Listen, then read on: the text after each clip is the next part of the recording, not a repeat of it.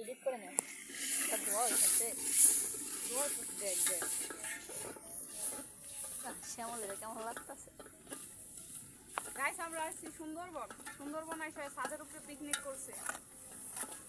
সে একটা পিকনিক, কিছু নাই, সবকিছু মানুষের কাছে দাঁড় করা, বাড়ি বাড়ি গিয়া দাঁড় করে লয়েছি।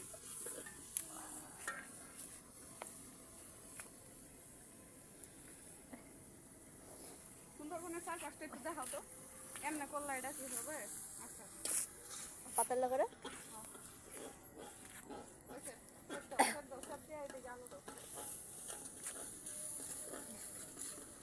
আলু ধোয়া হ হ আবার ধুয়ে নেন সব কিছু।